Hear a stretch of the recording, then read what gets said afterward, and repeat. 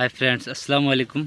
Welcome to my channel. আপনারা সকল ভালো আছেন, আশা করি আপনারা সকল ভালো, আলহামদুলিল্লাহ। আর আজকে হয়েছে পবিত্র রমজান মাসের অন্তিম 27 রমজান। আর আলহামদুলিল্লাহ আমি খুব সুন্দর আকারে 27টা রোজা ধরছি। আল্লাহ খবল খর্নওয়ালা মালিক আল্লাহ, আর আল্লাহ খবল কর্তা।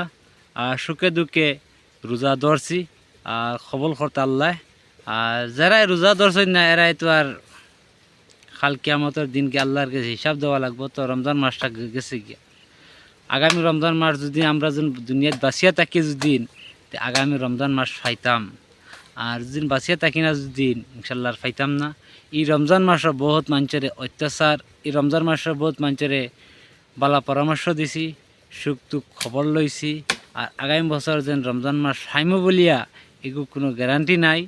আর আল্লাহ পাকে আমরারে আগামী রমজান মাস ফাইবার লাগিয়া আর গুনাহ মাফ করবার লাগিয়া আল্লাহ আমরারে আর বেশ করে হায়াত দক্কা। আল্লাহ যাতে আমরার মা বাপরে বেশ করে হায়াত দক্কা, ওলা গুনাহ মাফ করবার তৌফিক দান দক্কা। যত মা বাপ সকল আসুন তারারে হায়াত তৈবা নসিব করক্কা, আল্লাহুম্মা আমিন।